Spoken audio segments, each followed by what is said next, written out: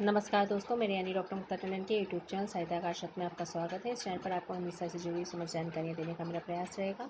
Channel को subscribe करें, bell icon पर क्लिक करें ताकि समय समय पर अपलोडेड वीडियो की आपको जानकारी मिलती रहे। आज हम बात करेंगे रेडियो की भारत में प्रसारण की। भारत में प्रारंभ से रेडियो का प्रसारण प्राइवेट कंपनी के ही माध्यम से हुआ। तब अंग्रेज़ों का शासन था। टाइम्स ऑफ इंडिया डाक तार विभाग ने मिलकर मुंबई से रेडियो कार्यक्रमों का प्रसारण शुरू किया और 1926 में कुछ व्यक्तिगत रेडियो क्लबों की स्थापना भी की गई, जो कि मेट्रोपॉलिटन प्रदेशों में की गई, जैसे मुंबई, कलकत्ता, चेन्नई।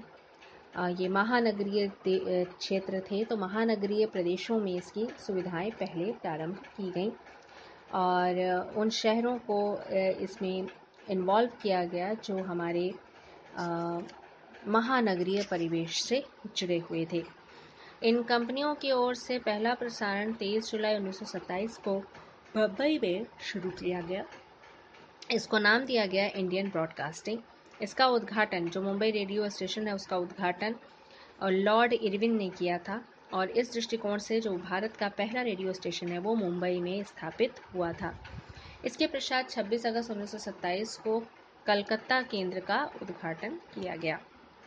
मार्च 30 में कुछ आर्थिक दिक्कतों के कारण इंडियन ब्रॉडकास्टिंग कंपनी को बंद कर दिया गया था, लेकिन इसके बाद इंडियन स्टेट ब्रॉडकास्टिंग सर्विस ने अप्रैल 1930 में अपने इख्तियार में सारा काम ले लिया था और इस सर्विस ने अपना नाम 1936 में जून माह में बदल के ऑल इंडिया रेडियो कर दिया। अंग्रेजी प्रसारणों में आज भी यह नाम हमें सुनने को मिलता है। हिंदी में हम इसे आकाशवाणी के नाम से उद्घोषित करते हैं। 2 सितंबर 1935 में तत्कालीन देशी रियासत मैसूर ने एक स्वतंत्र रेडियो स्टेशन की स्थापना की थी, जिसे आकाशवाणी नाम दिया था। जब भारत देश आज़ाद हुआ तब 1957 में भारत सरकार ने संगठन का नाम आकाशवाणी घोषित किया। यह नाम देने वाले हम सबके प्रिय प्रकृति के सुकुमार कवि पंत जी थे। स्वतंत्रता के बाद से ही आकाशवाणी का प्रचार प्रसार आपको देखने को मिलेगा। जहां 1947 में पूरे देश में 7 प्रसारण केंद्र, 12 ट्रांसमीटर और 2-2.5 लाख रेडियो सेट थे, वहीं आज हमारे पास 200 से भी अधिक रेडियो स्टेशन हैं। एक स्वायत्तशाली संस्था ये बन चुकी है। प्रसार भारती जब 1957 में स्थापित हुआ, उसका गठन हुआ, उसके बाद से आकाशवाणी और दूरदर्शन उसी के अंतर्गत कार्य करते हैं। इतना ही नहीं, आपको देखने को मिलेगा कि सन 2000 के बाद से जो प्राइवेट रेडियो स्टेशंस हैं उनका भी स्थापना हुई, जैसे रेडियो मिर्ची 98.1, red FM 93.3 FM, Surya FM, rainbow FM इत्यादि। इनके माध्यम से, इन फ्रिक्वेंसी मॉड्यूलेशन के द्वारा हम अलग अलग फ्रिक्वेंसी पे ढेर सारे चैनल्स को सुन सकते हैं। तो इस प्रकार रेडियो में हमको बहुत वैरायटी भी देखने को मिलने लगी।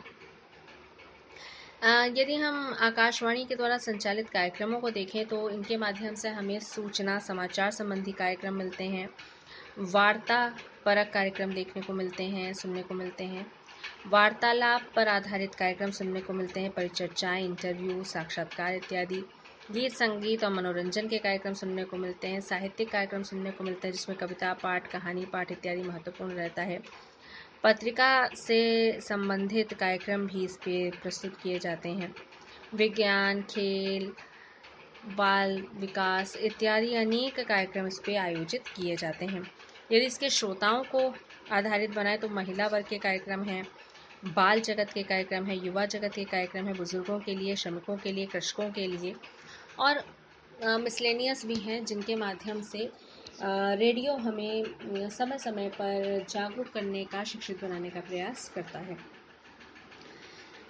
तो यह याद रखना बेहद आवश्यक है कि आकाशवाणी के कार्यक्रम निर्माता और निर्देशकों की कल्पना शक्ति पर निर्भर करते हैं और समय की आवश्यकता के अनुसार इनके रूप रंग में बदलाव भी किया जाता है।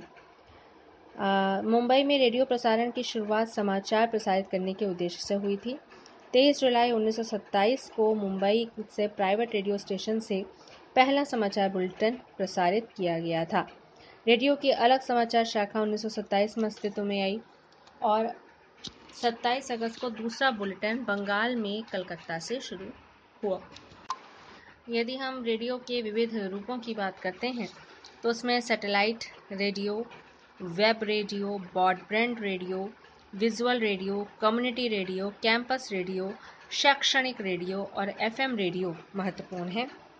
और सबसे ज़्यादा चर्चा और रेडियो को जीवन दान देने वाला एफएम रेडियो स्टेशंस हैं, जिन्होंने बहुत ही कम समय में इसको शुरू करने का प्रयास किया। 2001 में पहला निजी एफएम चैनल रेडियो सिटी नाम से शुरू किया गया था बेंगलोर में, और धीरे धीरे इसका प्रचार प्रसार होता ही चला गया। यदि हम आज बात करें तो कई एफएम चैनल्स हैं इस समय। एफएम गोल्ड है, एफएम रेनबो है, radio Mirchi, radio city, go FM, big FM, radio today, radio Tadka, my FM और सूर्या एफएम। तो इस प्रकार से आपने देखा कि हमारे जो रेडियो प्रसारण के विविध रूप हैं उनमें कितनी व्यापकता है।